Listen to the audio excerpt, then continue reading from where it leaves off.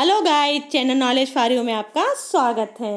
इस वीडियो में हम भूगोल के दोनों पार्ट है, मतलब पार्ट 1 का इकाई 6 पृथ्वी पर जीवन के प्रश्नोत्तर को और पार्ट 2 की इकाई 1 भारत स्थिति के प्रश्नोत्तर को हल करेंगे। पार्ट 2 जो आपका है, जिस किताब का नाम है भारत भौतिक पर्यावरण, तो उसका इकाई 1 भारत स्थिति के प्रश्नोत्तर को हल करेंगे। तो चलिए देखते हैं। प्रश्न नंबर 1 है, जैव विविधता से क्या अभिप्राय है? तो इसका उत्तर है, एक निश्चित भौगोलिक क्षेत्र में पाई जाने वाली जीवों की संख्या और उनकी विविधता को जैव विविधता कहते हैं। इसका संबंध पौधे, प्राणी, सूक्ष्म जीवाणु और उनकी आनुवांशिकी द्वारा निर्मित पारितंत्र से है। जैव विविधता लाखों वर्षों के इतिहास का परिणाम एवं सजीव संपदा है। तो इस प्रकार से हम कह सकते हैं कि जो जैव विविधता होती है उसके अंतर्गत हम पौधे, प्राणी, सूक्ष्म जीवाणु, जितने भी आपको है ना, मतलब ये चीजें दिखाई दे रही हैं, ये सभी किससे संबंधित हो जाएंगी? ये जैव विविधता से संबंधित हो जाएंगी।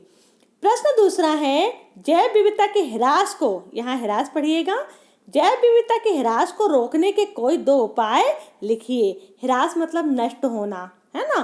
तो जो जैव विविधता धीरे धीरे ह्रास हो रही है, नष्ट हो रही है, उसका विनाश हो रहा है, तो उस विनाश को रोकने के कोई 2 उपाय बताने हैं। तो हम यहाँ आपको 7 उपाय बता दे रहे हैं, इनमें से आप कोई 2 उपाय लिख सकते हैं। तो जैव विविधता विनाश रोकने के उपाय, पहला है जनसंख्या नियंत्रण। अब जितनी अधिक जनसंख्या बढ़ेगी तो पृथ्वी पर भार भी बढ़ेगा। जब पृथ्वी पर भार बढ़ेगा तो क्या होगा? जो जैव विविधता है उसका ह्रास होगा। दूसरा है वन लगाना और वृक्ष बचाना। वनों की जो लगातार कटाई चल रही है और वृक्षों का रोपण नहीं हो रहा है, तो उसके कारण भी जैव विविधता क्या हो रहा है? ह्रास हो रहा है। तो जैव विविधता के ह्रास को बचाने के लिए हमें वन को लगाना होगा, वृक्षों को बचाना होगा। कीटनाशकों पर नियंत्रण, कीटनाशकों का अधिक प्रयोग भी भूमि को क्या कर रहा है? खराब कर रहा है। तो इससे भी जैव विविधता का ह्रास हो रहा है।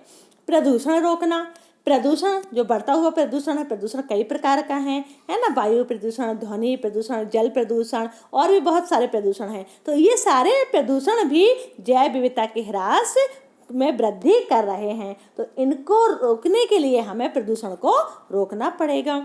शिकार पर नियंत्रण, अब शिकार किया जाता है तो उससे क्या होता है? जो जंगल होते हैं, जब है ना हाथी, शेर वगैरह जो हैं, बाघ वगैरह हैं, इनका शिकार कर दिया जाएगा तो लोग जंगल क्या करेंगे?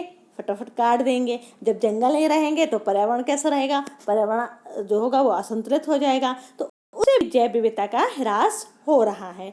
संकटापन्न जातियों का संरक्षण, मतलब जो जातियां संकट में हैं उन जातियों का क्या किया जाए? जाति मतलब यहाँ पर पशु पक्षियों से भी है ना। पशु पक्षियों का क्या हो रहा है? निरंतर लोप होता जा रहा है, की जाति खत्म हो जा रही है। जैसे कि चीता था, जो भारतीय चीता है, वो क्या हो चुका है? वह समाप्त हो चुका है। तो इसी तरीके से और भी पशु पक्षी हैं जिनकी संकटापन्न जाति हैं, मतलब उनका संरक्षण किया जाए। फिर है 7वां, जीवों एवं वनस्पतियों के व्यापार पर रोक लगाई जाए। तो जो जीव जंतु होते हैं, पशु पक्षी होते हैं, तो उनका क्या करते हैं? उनकी ना शिकार करके, है ना, उन्हें उनका व्यापार किया जाता है, उन्हें विदेशों में बेचा जाता है। कुछ वनस्पतियां होती हैं तो उन वनस्पतियों का भी व्यापार किया जाता है। तो इन सब पर रोक लगाकर हम जैव विविधता के ह्रास को रोक सकते हैं। प्रश्न तीसरा है, दुर्लभ प्रजातियों से क्या आशय है? तो दुर्लभ प्रजातियां क्या होता है? दुर्लभ प्रजातियां तो विश्व में वह प्रजातियां बहुत कम मिलती हैं। ये प्रजातियां कुछ ही स्थानों पर सीमित हैं या बड़े क्षेत्र में विरल रूप से बिखरी हुई हैं।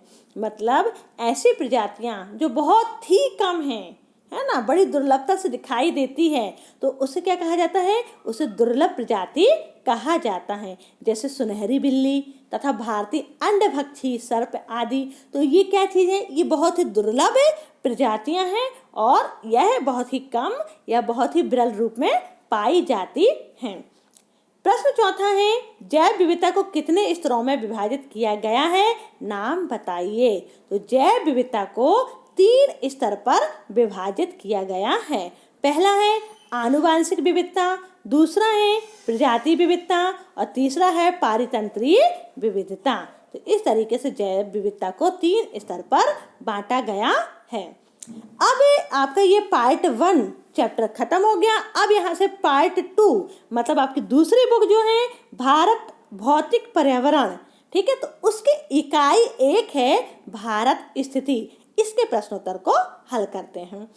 प्रश्न नंबर 1 है भारत को उपमहाद्वीप क्यों कहा जाता है? तो भारत में भूमि का एक विस्तृत क्षेत्र शामिल है जिसमें उत्तर में हिमालय क्षेत्र और पूर्व पश्चिम दक्षिण दिशाओं मतलब 3 ओर से समुद्र से घिरा है, जो भारत को एक अलग उपमहाद्वीप का स्तर प्रदान करता है। इसलिए भारत को उपमहाद्वीप कहा जाता है। ठीक, तो यहाँ पर स्तर पढ़िएगा। तो यहाँ पर क्या बोला गया है? यहाँ पर बोला गया है कि जो भारत है, आपका भारत देश है, हमारा भारत देश जो है वह क्या है, 3 ओर से, है ना, 3 ओर से ये भारत है आपका। तो ये 3 ओर से आपने देखा होगा, यहाँ पर आपकी अरब सागर है ना, यहाँ पर बंगाल की खाड़ी है और यहाँ पर हिंद महासागर है। तो इस तरीके से पूरे में क्या है, यहाँ पर पानी फैला हुआ है ना। ये समुद्र हो गया, यहाँ समुद्र हो गया, यहाँ पर महासागर हो गया। ये तो 3 तरह से, ये 3 ओर से पानी से घिरा हुआ है। और ऊपर अगर जब आप देखेंगे तो ऊपर हिमालय पर्वत है ना, ऊपर क्या आपका हिमालय पर्वत है। तो इस तरीके से जो भारत है वो चारों दिशा से क्या है, चारों दिशा से पैक है, बिल्कुल मतलब एक उपमहाद्वीप जैसे बन जाता है ना। उत्तर दिशा में आपका हिमालय पर्वत और पूर्व पश्चिम और दक्षिण में आपका क्या हो जाएगा, समुद्र से घिरा है। तो भारत को एक अलग उपमहाद्वीप का स्तर प्रदान करता है, इसलिए भारत को उपमहाद्वीप कहा जाता है। प्रश्न दूसरा है बंगाल की खाड़ी के द्वीप समूह के नाम लिखिए।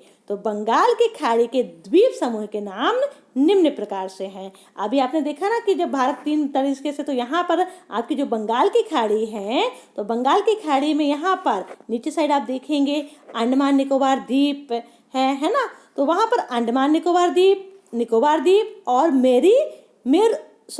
मेरगुई द्वीप समूह हैं। तो इस तरीके से बंगाल की खाड़ी जो है वह 3 द्वीपों से घिरी हुई है। प्रश्न तीसरा है भारत के पूर्वी राज्यों के नाम लिखिए। तो भारत के जो पूर्वी नाम हैं वह कौन से हैं? भारत का पूर्वोत्तर क्षेत्र 8 राज्यों से मिलकर बनता है। अरुणाचल प्रदेश, असम, मणिपुर, मेघालय, मिजोरम, नागालैंड, सिक्किम और त्रिपुरा। ठीक, तो ये जो भारत का पूर्वी राज्य है वह इन 8 राज्यों से मिलकर बना हुआ है। प्रश्न चौथा है अक्षांश रेखाओं की विशेषताएं लिखिए। तो अक्षांश रेखाओं की विशेषताएं बतानी है। तो अक्षांश और देशांतर, हम जानते हैं कि जो हमारी पृथ्वी है उन्हें काल्पनिक रेखाओं से क्या किया गया है, विभाजित किया गया है। ठीक है ना। तो जो खड़ी रेखाएं होती हैं, इस तरीके की जो खड़ी रेखाएं होती हैं उन्हें देशांतर रेखाएं कहते हैं, है ना। ये कौन सी रेखाएं होती हैं? देशांतर रेखाएं होती हैं। और जो आड़ी रेखाएं होती हैं उन्हें क्या कहते हैं? अक्षांश रेखाएं कहते हैं। तो अक्षांश रेखाओं की विशेषताओं के बारे में बोला गया है। तो सबसे पहली विशेषता है कि ये जो रेखाएं होती हैं पूर्व से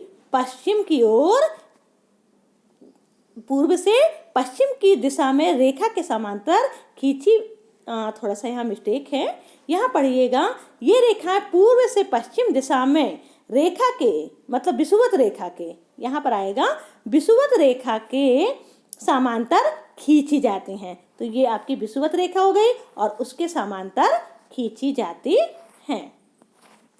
तो ये कौन सी रेखाएं हो गई? ये अक्षांश रेखाएं हो गई। दूसरा है ये पूर्ण वृत्ताकार होती हैं। अब ये जो ग्लोब होता है, आपने ग्लोब देखा होगा तो ये पूरा गोल होता है, तो ये जो रेखाएं हैं ये पूरी तरीके से उस ग्लोब को कवर करती हैं, मतलब ये पूर्ण वृत्ताकार होती हैं। और तीसरा है दो अक्षांशों के बीच की दूरी समान होती है। तो ये जो दो अक्षांश है तो इनके बीच की दूरी कैसी है? समान होती है। प्रश्न 5वां है पुडुचेरी केंद्र शासित प्रदेश के किन राज्यों में स्थित है? तो पुडुचेरी जो आपका क्षेत्र है वह देख लेते हैं। पुडुचेरी केंद्र शासित प्रदेश 3 राज्यों में स्थित है, आंध्र प्रदेश, केरल और तमिलनाडु। इसी के साथ यह वीडियो समाप्त होता है। मिलते हैं नेक्स्ट वीडियो में नेक्स्ट चैप्टर के साथ। तब तक के लिए आप सभी को मेरा नमस्ते।